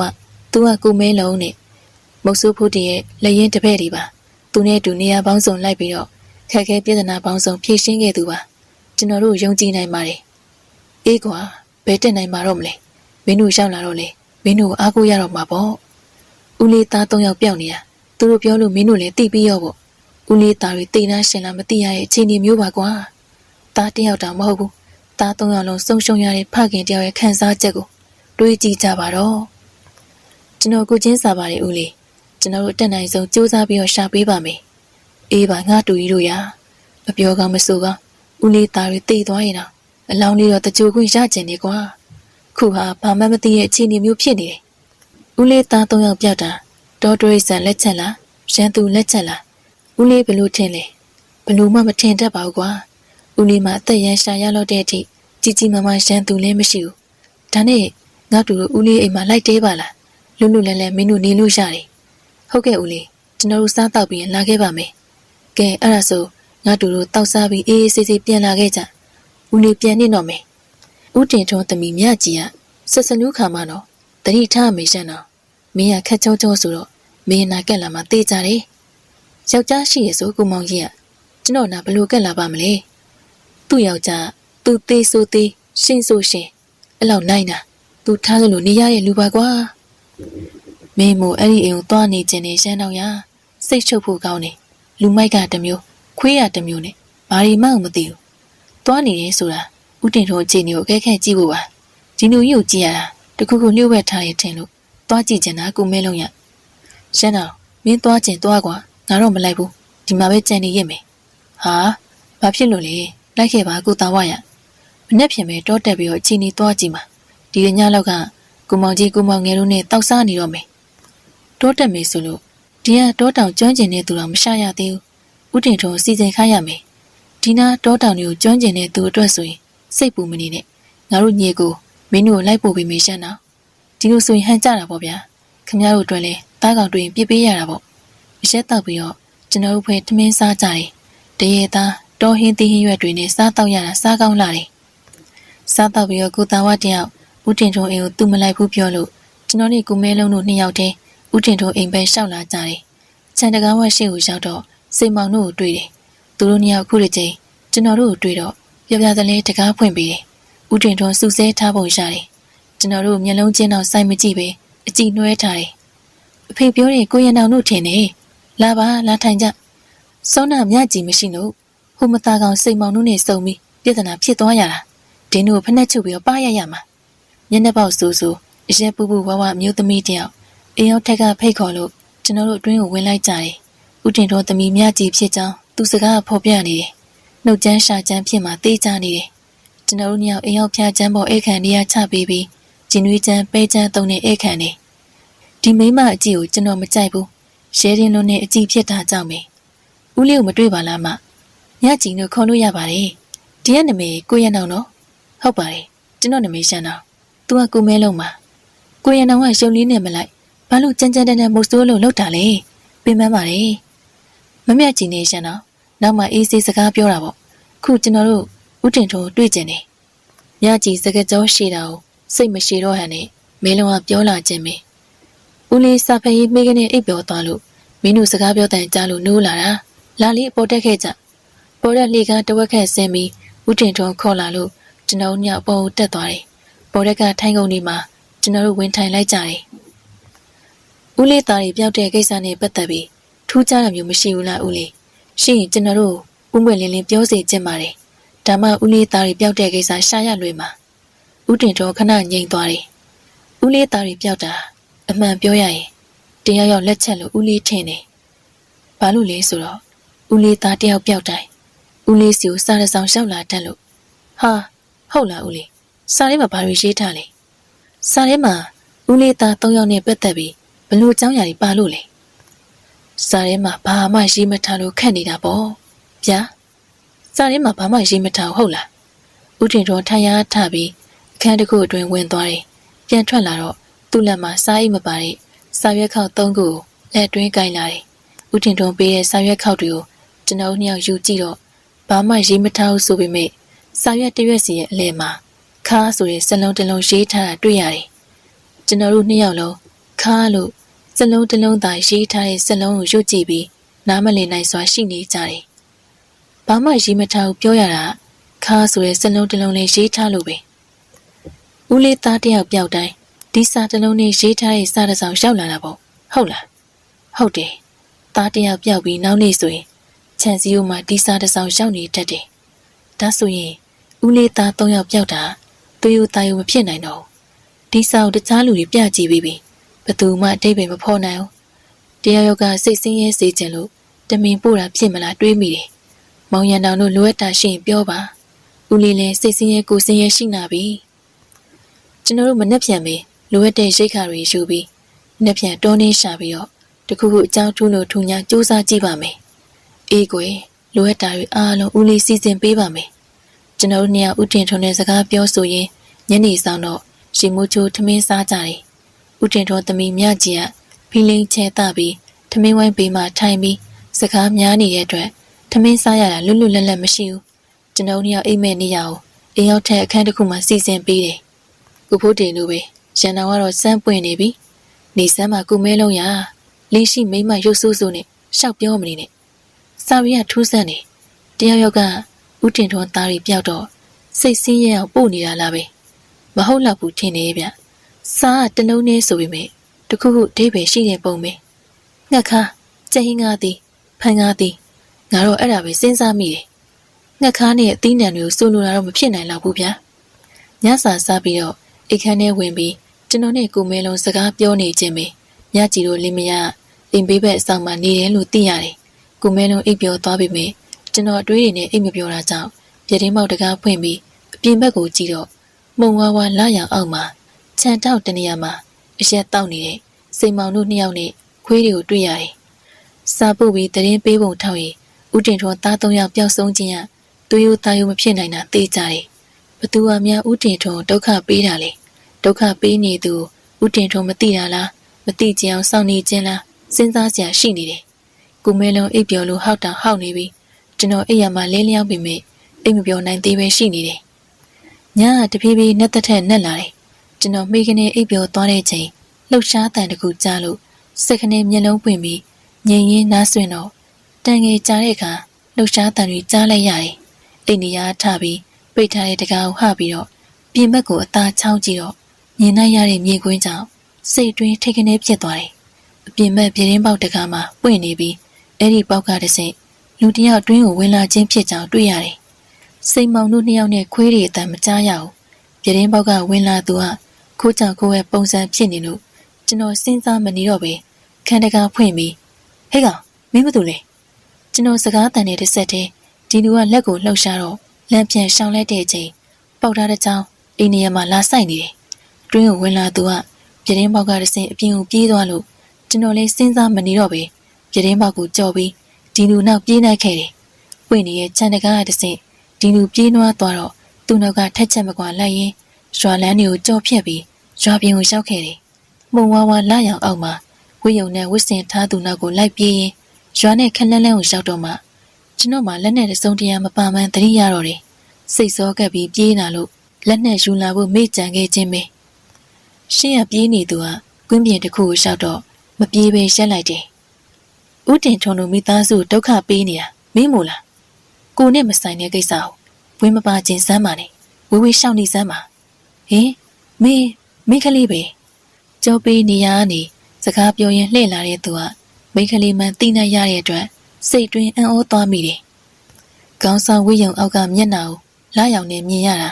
ဖြူဖွေးပြီးနှကန်းနီပါးနီဆိုပြီးမျက်လုံးတွေကိုလည်းအယောင်ချဲထားလို့မျက်နှာပုံးတစ်ခုဖြစ်မှသိနိုင်ရတယ်စကားပြောတဲ့လေတန်းကဝဲလွန်းတော့ဒီနေရာမဖြစ်နိုင်တာသိကြတယ်မဆိုင်တဲ့သူတွေမထိခိုက်စေချင်ဘူးဒါကြောင့်ဝေးဝေးရှောင်နေပါမင်းကမျက်နှာတော့မပြဝတ်နဲ့သူပဲမကောင်းမှုတွေစက်မလို့အောင်မင်းကိုတားရလိမ့်မယ်အပြင်မျက်နှာဖုံးတက်ထားတာကြောင့်လူတွေမြင်ကြတယ်တွင်းမျက်နှာဖုံးတက်ထားတဲ့သူတွေကြောင့်မမြင်နိုင်ကြဘူးဟောဟင်မိန်းကလေးစကားပြောနေရဲ့ချိန်အလေးငိုက်ပြေးဝင်ဖမ်းတော့မိန်းကလေးသတိနဲ့နေပုံနဲ့ဘေးကိုအသားရှောင်ထွက်ပြီးကျွန်တော်ဘက်ကိုမျက်နှာလှည့်တော့ကြောက်လန့်စွာနောက်ဆုတ်လိုက်မိတော့တယ်မိန်းကလေးမျက်နှာကြောက်မက်ဖွယ်ရမကောင်းဆိုးဝါးရုပ်သွင်းပြောင်းလဲသွားတာတွေ့ရလို့အံ့ဩကြောက်လန့်တဲ့အချိန်ဝမ်းပိုက်ကိုခြေနဲ့တစ်ချက်အကန်ခံရလို့နောက်ကိုရိုင်းသွားပြီးလူလားမကောင်းဆိုးဝါးလားခွဲခြားမရနိုင်သူကကျွန်တော်နီးကထွက်ပြေးသွားတော့တယ်မဆိုင်တဲ့လို့ဝင်ရှုပ်ရင်မင်းတေးရလိမ့်မယ်ကြေးနွားရင်ပြောသွားတဲ့အော်ရှာအကွေးတဲ့စကားတန်ကိုလည်းကြားလိုက်ရတယ်တွေးတွေနဲ့ရွာကိုပြန်လာတော့လမ်းမှာကုမဲလုံးနဲ့စုံနေမင်းပြောက်သွားလို့စိတ်ပူပြီးတော့လိုက်လာတာဘလို့ဖြစ်တာလဲရှမ်းတော်ဒီလိုပြကုမဲလုံးကျွန်တော်ထူးဆန်းစွာကြုံရတဲ့လူလားတရေလားမခွဲခြားနိုင်သူတယောက်ကြောင့်ပြောပြတော့ကုမဲလုံးလည်းအံ့ဩစွာရှိနေတယ်စဉ်းစားရခက်ခက်ပဲကွာမင်းကြုံရတာလူလားမကောင်းဆိုးဝါးလားပြောရခက်တယ်စိန်မောင်တို့နှစ်ယောက်မူးပြီးမှောက်နေလို့ကျွန်တော်ကြုံခဲ့ရတဲ့သူဝင်လာတာမသိဘူးပဲထားခွေးတုပ်ကဟောင်တန်တစ်ချက်မှမကြားရအောင်ငါလည်းမင်းလှူရှာတန်ကြလို့ထားကြည့်တာမင်းကိုမတွေ့တော့ဘူးခြံထဲဆင်းကြည့်တော့ခြံတကားကပွင့်ခွေးတွေကလည်းခြောင်ကက်ပြီးတီအီနဲ့အော်နေတာစိန်မောင်တို့နှစ်ကောင်လည်းအိပ်ပျော်နေတာမင်းကိုလည်းစိတ်မချနဲ့ထွက်လာတာနောက်ဆိုငါ့ကိုပါအဖို့ခေါ်တယောက်ချင်းမလှူရှာနဲ့ကျွန်တော်နဲ့ကိုမဲလုံးစကားပြောရင်း အိမ်ပြန်လာကြတော့ဦးတင်ထွန်းအိမ်ရောက်မှရောက်နေပြီးစိတ်မောင်တို့နှစ်ယောက်ကိုဆဲပြီးခွေးတွေကိုမှန်မဲရင်းရှိနေတယ်မဲလုံးကသူမလာခင်ဦးတင်ထွန်းပြောပြီးတော့ထွက်လာခြင်းပဲကျွန်တော်တို့ဘာအကြောင်းကြောင့်အပြင်ကိုထွက်တဲ့ကြောင်းပြီးတော့ခြံသားကိုမတင်ကားဝဲလူကက်လို့လိုက်ချင်းလို့ပဲအလွေပြောလိုက်တယ်ဦးတင်ထွန်းမျက်နှာမှာစိုးရင်ပူပန်မှုတွေမြင်နေရတယ်နောက်နေ့မနေ့စာစားပြီးတော့ကျွန်တော်တို့အဖွဲ့တော်နေပြီးသူ့သားတွေကိုလိုက်ရှာမေးကြောင်းမောင်ကြီးတို့ညီကိုလမ်းပြဖြစ်လိုက်မေးကြောင်းပြောတော့ရွာကုန်းစုံဆိုင်မှာသူ့နာမည်နဲ့စည်ရင်းဖွင့်ပြီးလိုအပ်တာတွေယူသွားဖို့ပြောတယ်ကျွန်တော်တို့အဖွဲ့အတွက်ပတ်စံတွေထုတ်ပြီးတော့ကျွန်တော်တို့၃ယောက်တိုင်ပင်ပြီးပတ်စံအားလုံးကိုမောင်ကြီးတို့ညီကိုပေးလိုက်ကြတယ်လိုအပ်တာတွေယူဆောင်ပြီးကျွန်တော်တို့အဖွဲ့ရွာထွက်လာပြီးတောတွင်ဝင်ရောက်ခဲ့ကြတယ်မောင်ကြီးနဲ့မောင်ငယ်ဦးဆောင်မှုနဲ့ကျွန်တော်တို့ဖွဲ့တောတွင်ဝင်ရောက်လာပြီးရှိရဲဦးတီထားတဲ့နေရာမရှိလို့တောတွင်စံတဝါဝါရှောက်သွားရင်နေသာစောင်းသွားတယ်ဘာထူးခြားမှုမှမရှိလို့တောတနေရာမှာစကန်ထားလိုက်ကြတယ်မင်းတို့ထင်းရှာသူရှာချက်ပြဖို့လှုပ်သူလှုပ်ကြကွာငါဟင်းစားလေးသွားရှာအောင်မယ်ရိတ်ခါပြီလေပါတာပဲကိုတာဝရပင်မခံစရာမလိုပါဘူးပင်မမခံခြင်းအိမ်မှာပဲနေမှာပေါ့ကွာမဆိုးလုပ်တယ်ဆိုတာဝါသနာကိုအရင်တီးပြီးမုတ်ဆိုးဖြစ်လာတာတနက်တန်ကြားရင်လိုက်လာခဲ့ကြသားကောင်ကြီးရင်ကုထမ်းရတာပေါ့ကိုတာဝတနက်ဆွဲပြီးစကန်းချရနေရကနေတောထဲကိုဝင်သွားတယ်ကိုတာဝပြောလို့လည်းမရဘူးဗျာသူတခုခုဖြစ်သွားမှစိုးရိမ်နေရတယ်သူအကြောင်းမသိရလည်းမဟုတ်ဘူးမင်းမို့တားနေကိုကြီးဖို့တီစကားတော့မတက်တာလို့နားထောင်နေတာတခါတည်းနေတွေ့ရရှောက်လို့တက်တာကျွန်တော်တို့စကန်းချမဲ့နေရရှင်းလင်းပြီးထင်းကြောက်တွေစုသူစုချက်ပြုတ်ဖို့ပြင်ဆင်သူကပြင်ဆင်နေရှိနေတယ်အားလုံးအလုံးရှုံနေရဲ့ချိန်တနက်တန်တစ်ချက်ကြားရတယ်ကိုတာဝဘာသားကောင်ပြစ်ခတ်တယ်မစိုးနိုင်တနက်တန်ကြားပြီးရဲ့ချိန်တန်ကြာတဲ့အထိရောက်မလာလို့စိတ်ပူစွာစောင့်ဆိုင်နေရဲ့ချိန်ကိုတာဝပြန်ရောက်လာတယ်သူ့ရဲ့ပကုံးပေါ်မှာသားကောင်တစ်ကောင်ပါလာတယ်ထမ်းလာတဲ့သားကောင်ကိုကျွန်တော်တို့အလဲကိုပြစ်ကြတော့သားကောင်ကိုကြည့်ပြီးအားလုံးမျက်လုံးပြူးသွားတယ်သားကောင်ကကြားကုတ်ကြားကျုပ်တစ်ကောင်ဖြစ်နေတယ်ကြားကုတ်ကကြားသေးစားတစ်ကောင်ဖြစ်ပြီးခွေးတာတာအရွယ်ရှိတဲ့ကြားမျိုးနွယ်ဝင်အကောင်ဖြစ်တယ်တေဟုတ်ပါလားဘလို့ပြစ်လာလဲမင်းတို့လောက်ရမှာသားကောင်ကိုဖျက်ဖို့လောက်စကားရှိမနေကြနဲ့ကွာကိုတာဝမျက်နှာထားတီတီနဲ့ငောင်းငန်းပြောတယ်သူကတစ်ပင်အောင်မှထိုင်ပြီးငုံငူကြီးရှိနေတယ်ကိုတာဝတခုခုဖြစ်လာကြောင်းကျွန်တော်သိနိုင်တဲ့အတွက်သူနာချင်းကပ်သွားတယ်ကိုတာဝဘာဖြစ်လာလဲဘာဖြစ်ရမှာလဲကွာဘာမှမဖြစ်ပါဘူးခါလေးဆိုခမရခုလိုသားကောင်ရလာရင်လေတလုံးမူတလုံးပြောနေကြအခုငိမ့်နေရအကြောင်းရှိရမယ်အမှန်ပြောပါဗျာကိုတာဝတွေးဝေငေးမောစွာရှိနေတယ်မင်းငါ့ကိုမလောက်ဘူးဆိုရင်ငါအမှန်တိုင်းပြောပြမေးရှင်းတာအခုစကားတကယ်အမှန်တရားမလောင်ပါဘူးဗျာပြောပြဘာဖြစ်လာလဲငါတရေ6ခံလာရလို့ရှင်းတော့ထူးလေးထူးဆန်းနေတယ်တောတောင်နဲ့သွားလာရင်တရေ6ခံရတာထူးဆန်းတာမှမဟုတ်ပဲငါအခု6ခံရတာထူးဆန်းတာကွာငါကြီးတကောင်တွေ့တော့အနာသေးချခဲ့ပြီးတော့ချိန်ပြစ်တာကြီးကိုချောင်းနေတဲ့ကြားကုတ်ကလည်းခုံအုပ်တဲ့ချိန်ကြားကုတ်ကိုထိအောင်မလို့ရလာတာပဲခုဒီချိန်မှာကြားကုတ်ဘလို့ရတာကိုအမှန်တိုင်းကိုတာဝပြောနေတယ်ခိုင်းဆိုရင်ခုလိုမတော်တဆထိမှန်တာကိုအမှန်တိုင်းပြောမှမဟုတ်ပဲကြွားဝပြောမှသိကြတယ်ဘလို့ပဲရလာပါစေကိုတာဝရအဓိကသားကောင်ရဖို့ပဲလေပြောစမ်းပါဘလို့တွေကြုံလာရတာလဲငါသားကောင်ထမ်းပြီးစကန်းပြန်လာတော့ငါရောက်နေတဲ့တောင်ကျောကနေတစ်ဖက်တောင်ကျောလှမ်းကြည့်ပြီးတော့ငါတသက်မှာတခါမှမမြင်ဘူးတဲ့သားကောင်မျိုးတွေ့ရတယ်ဘလို့သားကောင်မျိုးလဲအရွယ်စား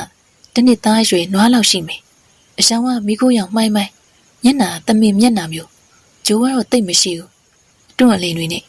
တော်ထူးဆန်းတဲ့ကောင်ပိုပြီးထူးဆန်းတာအဲ့ဒီသားကောင်နာမှာ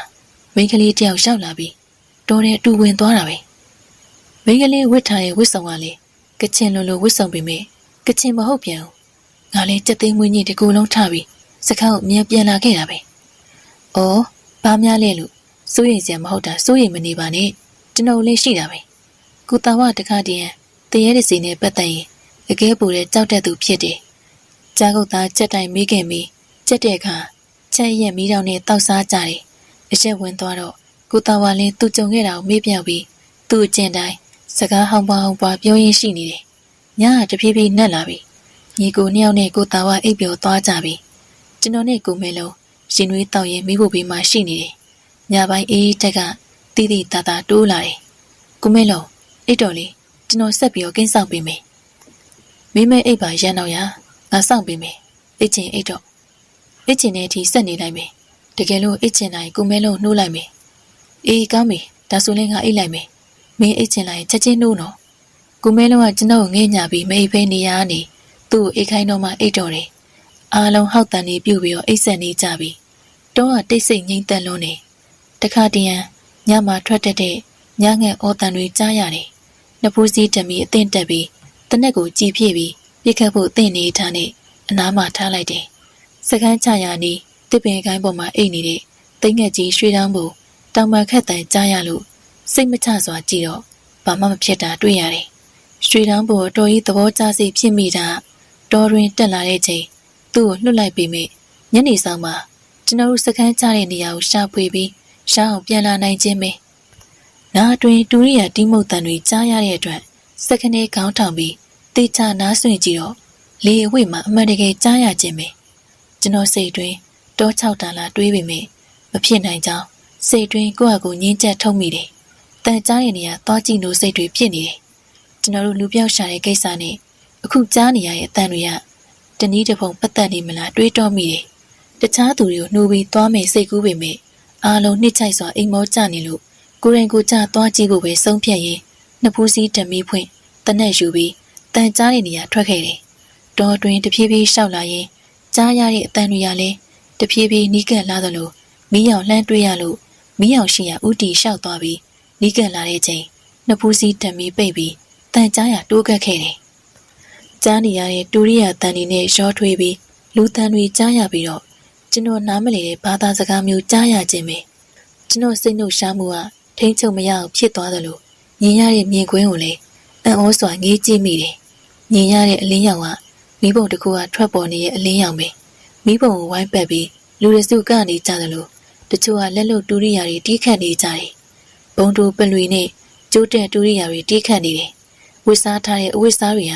ကျွန်တော်တို့ဒေတာအဝစ်စားတွေမဟုတ်ဘူးကချင်လိုချင်းလိုအဝစ်စားမျိုးဝစ်စင်ထားခြင်းပဲအမျိုးသားတွေကရှမ်းဝစ်စုံလိုဝစ်စင်ပြီးခေါင်းမှာအဝိအုပ်ထုပ်စောင်းထားတာဝစ်စုံကမိခိုးရောင်ဖြစ်တယ်အမျိုးသမီးတွေကခေါင်းကစပင်းတွေကိုကျစ်ဆန်လေးတွေကျစ်ပြီးငွေပြားတွေတက်ဆင်ထားတယ်အောက်ထမိတ်အနီးနဲ့အပေါ်အင်းကြီးအနက်မှာငွေပြားတွေတက်ဆင်ထားတယ်အမျိုးသမီးအချို့ကခေါင်းပေါင်းထားကြတယ်ကနေရဲ့မိန်းကလေးတွေခေါင်းရမ်းကရမှာကျစ်ဆန်မီးတွေကခါရမ်းပြီးတက်ထားတဲ့ငွေပြားတွေကမီးရောင်နဲ့ထီတော့အရှောင်းတွေထွက်နေတာတွေ့ရတယ်ထူးဆန်းတဲ့တရားတကောင်သူတို့နားမှာတွေ့ရတယ်ကိုတောင်ကညနေရမြင်လာလို့ပြောပြတဲ့အကောင်နဲ့တထရာတဲ့ပုံစံတူနေတယ်သူတို့ရွတ်ဆိုတဲ့စကားတွေကတခါမှမကြားဘူးတဲ့တိုင်းရင်သားစကားမျိုးတွေသူတို့အနီးတိုင်းတိုင်းမှာလူတယောက်ကိုကြိုးချီထားတာတွေ့ရလို့စိတ်ဝင်စားစွာကြည့်မိတယ်ဒီနှုံတန်အော်ဟစ်တီဆိုတန်တွေရက်သွားတယ်လို့ကနေရဲ့သူတွေနဲ့ရက်ပြီးဘေးကလူတွေနဲ့အတူဝိုင်းဖွဲ့ထိုင်လိုက်ကြတယ်တုံးခောက်တန်တရောက်တောက်အရင်စတင်လာပြီးတခြားတူရိယာတွေတီးခတ်တဲ့အချိန်ဝိုင်းတွင်လူတယောက်ကခုံဝင်ရောက်လာတယ်အနက်ရောင်ဝစ်စုံဝစ်ပြီးဓာတ်တလက်လက်မှာကင်ထားသူကမျက်နှာမှာတေးပြားနဲ့ပြုလုပ်ထားရတူတဲ့မျက်နှာဖုံးတစ်ခုတက်ထားတယ်မျက်နှာနဲ့အသားကြောင်တက်ဆင်ထားတဲ့မင်းသားမျက်နှာဖုံးကိုစေးအောင်ချဲထားခြင်းဖြစ်တယ်ဓာတ်တစ်ချောင်းကင်ပြီးဓာတ်တိုင်းကရင်ရုတ်တရက်ကိုယ်ပေါ်မှာခြုံထားတဲ့ဝိယုံဖဲလိုက်တော့အောက်မှာမိန်းကလေးအဝတ်စားနဲ့ဖြစ်နေပြီးမျက်နှာဖုံးကလည်းမင်းသမီးမျက်နှာဖုံးပြောင်းလဲနေတာတွေ့ရတယ်ကျွန်တော်အံ့ဩတာမျက်တောင်တစ်ခက်မြကြားချိန်မှာမျက်နှာဖုံးတစ်ခုပြောင်းလဲသွားခြင်းဟာမယုံနိုင်ဖွယ်ရပဲဝိုင်းကြည့်နေသူတွေထမ်းနေလက်ခုပ်တန်တွေထွက်ပြီးဓာတ်တိုင်းကနေရင်နဲ့နောက်ထပ်မျက်နှာဖုံးတွေထပ်မံပြောင်းသွားတယ်တရေမျက်နှာဖုံးလူရွှင်တော်ဝမ်းနေရဲ့မျက်နှာဖုံးစတဲ့မျက်နှာဖုံးတွေဇက်တိုက်ထွက်ပေါ်လာတော့ဝိုင်းကြည့်နေတဲ့သူတွေအားလုံးလက်ခုပ်တီးအားပေးကြတယ်မျက်နှာဖုံးတွေမျက်လေးပြတယ်လို့ပြောင်းလဲနေသူကဓာတ်တိုင်းကိုလျင်မြန်စွာကနေရင်တိုင်မှချီနှောင်ထားသူရဲ့ရှင်ဘက်ကိုဓာတ်နဲ့ထိုးသွင်းတော့နာကျင်စွာအော်တန်ထွက်လာရင်ခေါင်းကိုက်ဆိုင်ကျသွားတယ်။ဝိုင်းကြည့်နေသူတွေကဝမ်းသာအားရအော်ဟစ်ရင်းထိုင်ရထပြီးတော့ကခုန်နေကြတယ်။ကျွန်တော်ဘာဆက်လို့ရမှမသိတော့ဘူး။ထူးဆန်းတဲ့လူမျိုးတစုကျွန်တော်တို့ဒေသအတွင်းရောက်နေပြီးလူတယောက်ကိုတတ်နေတာကိုမျက်ဝါးထင်ထင်တွေ့မြင်နေရတယ်။ကိုဖိုးဒေသရှိရင်အခုကိစ္စကိုသူဘယ်လိုစဉ်းစားမှမသိပေမဲ့ကျွန်တော်ခေါင်းတွင်ဘာဆက်လို့ရမှမသိအောင်ရှိနေတယ်။ဟာကျွန်တော်တယောက်တည်းအတွေးတွေနဲ့စဉ်းစားနေချိန်ကျွန်တော်ရှိမှဘယ်ချင်းရရောက်နေမှမသိတဲ့လူတယောက်ကိုအမောင်တွင်ရိုးရိုးရိပ်ရိပ်တွေ့ရလို့ အလန်ကြနောက်ဆုတ်ပြီးနှစ်ဖူးစည်းတက်ပြီးဖွင့်ပြီးတနက်နဲ့ဒီသူကိုထိုးချိန်တော့ဓားတိုင်းကပြီးလူသက်သွားသူဟာသွေးစွန်းနေတဲ့ဓာတ်ကိုကင်ပြီးကျွန်တော်ရှေ့မှာရက်နေရတွေ့ရတယ်။အခုတွေ့ရတဲ့မျက်နှာပြောင်ချောကြီးဖြစ်နေတော့စိတ်တွင်းအနေငယ်ထိတ်နှံ့မိတယ်။ကျွန်တော်စကားတခုမှမဆိုပြပဲကြောင်ငေးနေတဲ့ချိန်ရှေ့ရလူကသူ့ရဲ့မျက်နှာကိုလက်နဲ့ပုတ်တက်လိုက်တော့ရောင်ချောနေတဲ့မျက်နှာဖုံးကွာပြီးမျက်နှာတစ်ခုပေါ်လာတယ်။ချောမောလှပတဲ့မိန်းကလေးတယောက်မျက်နှာဖြစ်နေတယ်။မင်းတို့ဘယ်ရလဲ။ခုပဲမင်းတို့လူတယောက်တတ်လိုက်တယ်။ဦးတင်ထွန်းသားတို့တတ်တာလေမင်းတို့ပဲဖြစ်ရမယ်။ဟုတ်ပါတယ်။ခုနကတတ်လိုက်တာဦးတင်ထွန်းသားအငယ်ဆုံးပဲ။အတော်ကြီးမကောင်းနဲ့လို့မိန်းကလေးမြေငန်းငန်းတက်ဖြစ်နေတာ။တော်ရင်မြားခေါ်ဖမ်းလာပြီးအခုနေမှလက်စားချေပွဲလုပ်ပြီးတော့တတ်လိုက်တာ။လူတယောက်တက်ကိုတတ်တာအောင်ကြက်လေးငက်လေးတတ်တဲ့ပမာသဘောထားပြောနေတဲ့မိန်းကလေးကိုမကောင်းဆိုးဝါးလေလားကျွန်တော်စိတ်တွင်ထင်နေမိတယ်။တော်ရက်ဆက်တဲ့မိန်းမပဲလူတယောက်တက်ကမင်းအတွက်ဘာမှအရေးမပါဘူးလား။မင်းနဲ့မင်းလူတွေကိုရဲစခန်းအပ်ရလိမ့်မယ်။အပူရီပြောမနေနဲ့ကိုရန်အောင်ရှင်ရှည်ကျမရောက်လာလို့ရှင်တွေ့ရတာလိုက်ရှာရင်ရှာတွေ့မယ်မထင်နဲ့။ရှာတွေ့ရင်တော့အလွယ်တကူဖမ်းလို့ရမယ်မထင်နဲ့။နောက်ပြီးကျမကိုရှင်ဖမ်းလို့မရတဲ့အကြောင်းရင်းရှိတယ်။ဟင်မင်းငါနာမည်သိနေပါလားမင်းလိုလူတက်နေတဲ့သူငါမဖမ်းစရာအကြောင်းမရှိဘူးမိန်းကလေးကသဘောကျစွာပြောရင်းအိတ်တွင်လက်နိုင်တော့လက်မှာစားတစောင်းပါလာတယ်ရှော့ဖက်ကြည့်ဒါရှင့်အတွက်ဒါကကိုတာဝနဲ့ကိုမဲလုံးအတွက်ကျမကြောင့်သိချင်မနှက်ဖြန်ဟိုဘက်နားမှာရှိတဲ့အမြင့်ဆုံးတောင်ကြီးကိုလာခဲ့ကြဟာဟေးမင်းအဲ့ဒီကိုထွက်သွားလို့မရဘူးလေမိန်းကလေးကျွန်တော်အတွက်စားတစောင်းကိုတာဝနဲ့ကိုမဲလုံးအတွက်စားတစောင်းဆိုပြီးစားသုံးဆောင်ကြောက်တုံးပေါ်တင်ပြီးအဲ့ဒီနေရာလှစ်ခနဲပြေးထွက်သွားတော့ကျွန်တော်တားလိုက်ပြီးမမီတော့ဘူးမိဘုံကြီးဘသူမှမရှိရသလိုတေဆုံးနေရဲ့အလောင်းလည်းမတွေ့တော့ဘူးကျွန်တော်စိတ်တွင်အိမ်မက်ဆန်ဆန်ဖြစ်ပြသွားတဲ့အကြောင်းအရာတွေကြောင့်တွေးဝေကြောင်ငေးနေမိတယ်ကျွန်တော်တို့၃ယောက်နာမည်ကိုသိနေတဲ့မိန်းကလေးကြောင့်လေပူပြီးတော့ထူးဆန်းစွာခံစားနေရတယ်ကြောက်တုံးပေါ်ကစားသုံးဆောင်မှာကျွန်တော်နာမည်ရေးထားတဲ့စာရေးကိုကောက်ကင်လိုက်တော့စာရေးပေါ်ကလက်ရည်ကိုကြည့်ပြီးမယုံနိုင်အောင်ဖြစ်သွားရတော့တယ်ကျွန်တော်လည်းစိတ်နှုတ်ရှားစွာနဲ့စာရေးကိုဖွင့်ပြီးတွင်းရဆောင်ရွက်ခောက်ကိုထုတ်ပြီးတော့စာအုပ်ဖတ်ကြည့်လိုက်တယ်သူရှမ်းတော်ဒီစာအုပ်ဖတ်နေတော့စိုင်နူးနဲ့စုံနေပြီထင်တယ်ဦးတင်တော်သားတွေပြောက်လို့မင်းတို့စီကိုလာကူညီတောင်းပြီးရောက်နေကြတာမို့လားသူတို့ကိုရှောင်လိုက်ပါထိတ်တိုင်မတွေ့ပါနဲ့ဘာလို့လဲဆိုတော့စိုင်နူးမှာအဲ့ဒီလိုလုပ်ရတဲ့အကြောင်းပြချက်ကောင်ရှိတယ်ရန်ကုန်မှာရှိတဲ့ကျွန်ုပ်စီကိုဒီနေ့မိန်းကလေးတယောက်ရောက်လာတယ်သူ့ဘဝဆက်ကြောင်းကကျွန်ုပ်တို့နဲ့ကမာရွာလူတယောက်နဲ့ပတ်သက်နေတယ်သူကကျွန်ုပ်အဲ့ဒီနေမှာရှိတဲ့အတွက်ကျွန်ုပ်နဲ့ရင်မဆိုင်ချင်တာရန်ကုန်ရောက်နေရသိရမို့ရန်ကုန်လိပ်စာအထိစုံစမ်းလျှောက်လာတာသူ့အကြောင်းတွေကြားရတော့ကျွန်ုပ်စိတ်မကောင်းဖြစ်မိတယ်သူ့ကိစ္စကိုကျွန်ုပ်မကူညီနိုင်သလိုသူ့မနှောက်ယှက်ဖို့ပဲပြောလိုက်တယ်အခုကိစ္စနဲ့ပတ်သက်ပြီးမင်းစိတ်ဆန္ဒဘလို့ရှိတယ်မသိပါဘူးသူပြောတာနားထောင်ကြည့်ပါပြောချင်တာဒီကိစ္စတွေဝင်ပါနေမိရှောင်ထွက်လိုက်ကြပါကျွန်ုပ်စကားကိုလက်မခံမေတခြားသောဆုံးဖြတ်ချက်ချမယ်ဆိုရင်လေကျွန်ုပ်စိတ်မဆိုးကြောင်ပြောချင်ပါတယ်ဖို့တီကျွန်တော်စာအုပ်ကိုင်ပြီးတော့ငိုင်သွားမိတယ်ထူးဆန်းတဲ့လူစုနဲ့ကိုဖို့တီဆက်ဆက်နေမအောင်ကျွန်တော်စဉ်းတာမစင်စားဘူးအခုမထင်မှတ်ပဲဦးတင်ထွန်းသားတွေကိုတတ်တဲ့သူတွေဘက်ကကိုဖို့တီရှိနေရသိရတော့ကျွန်တော်တွေးရကြက်သွားတယ်မားသည်ဖြစ်ဖြစ်မှန်သည်ဖြစ်ဖြစ်လူသက်နေတဲ့ကိစ္စကိုကျွန်တော်စိတ်တွင်လက်ခံလို့မရဘူးရှမ်းတော်ဘယ်သွားနေရလဲငါနိုးလာတော့မင်းမရှိလို့စိတ်ပူနေတာညနာလည်းမကောင်းပါလားဘလို့ဖြစ်တာလဲ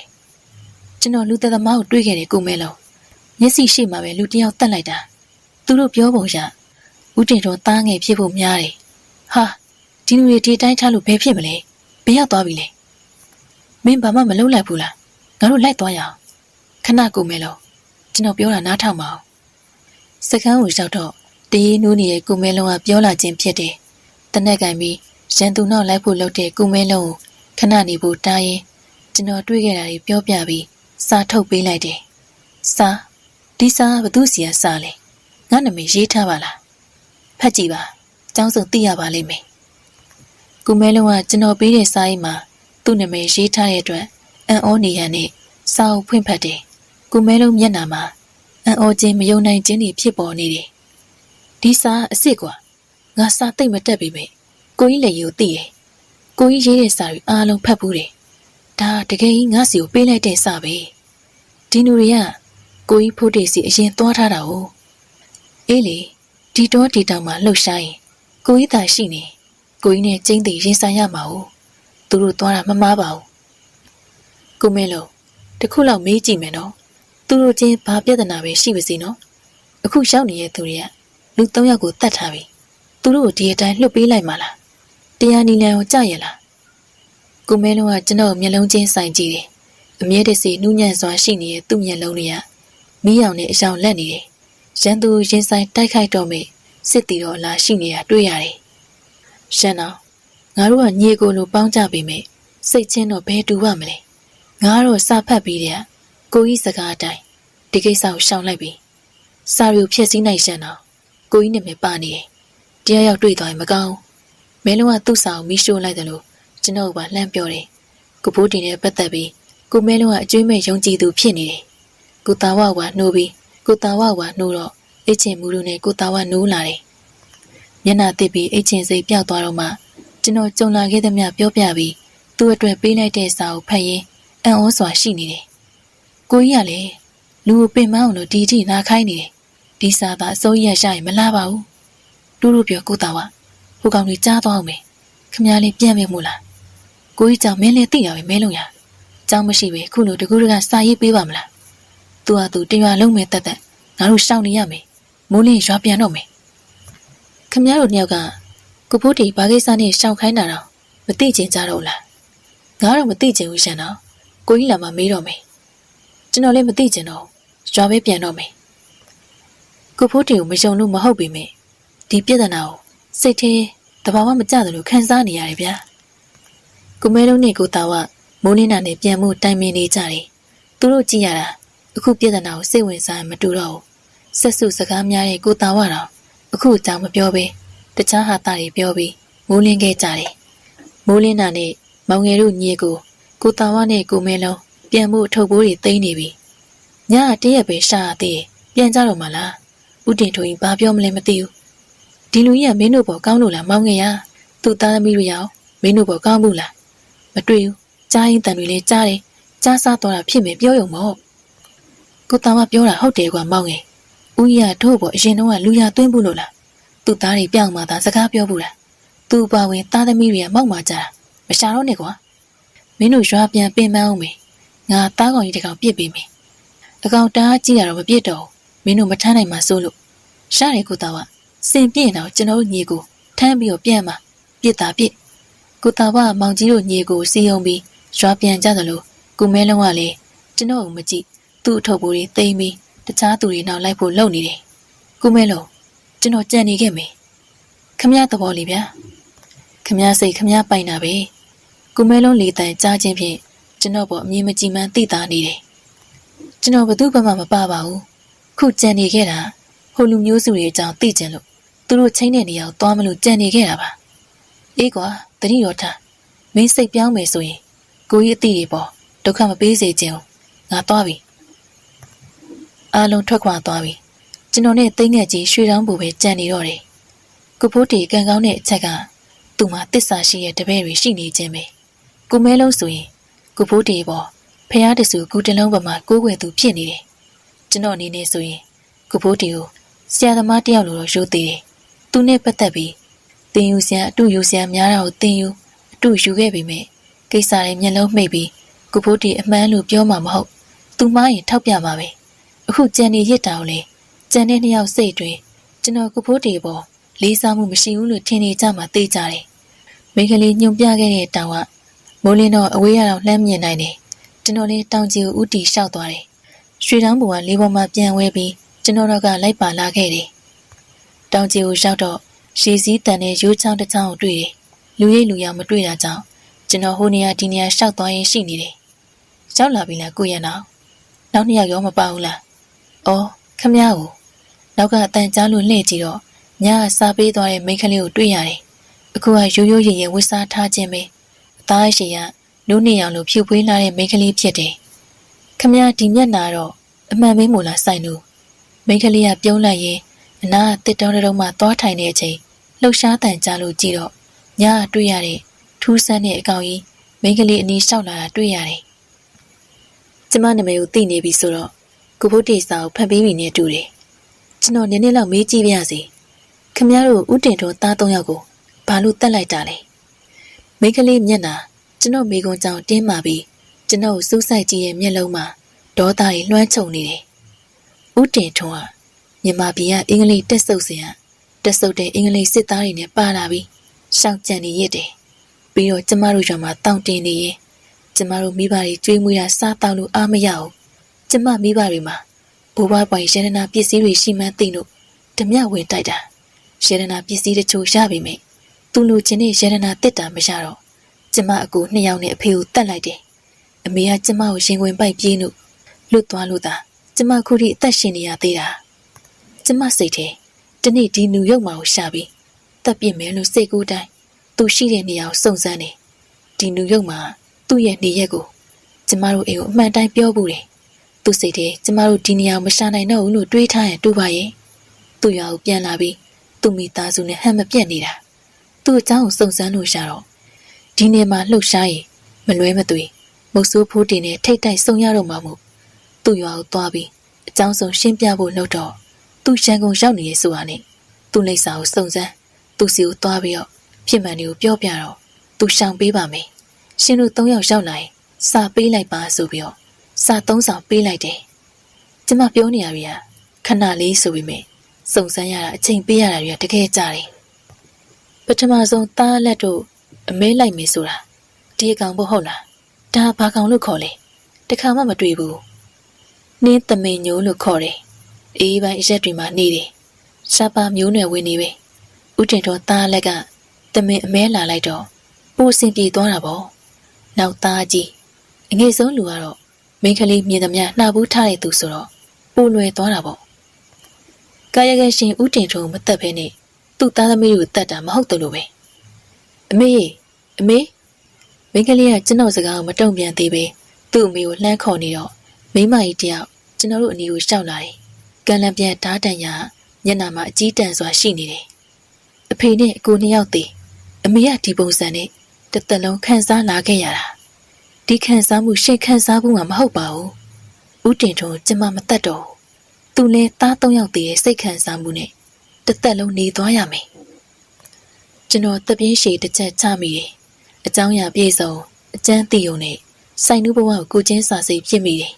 လှုပ်ရှားတန်တဲတဲကြားရတယ်ကျွန်တော်လှမ်းကြည့်တော့အံ့ဩသွားမိတယ်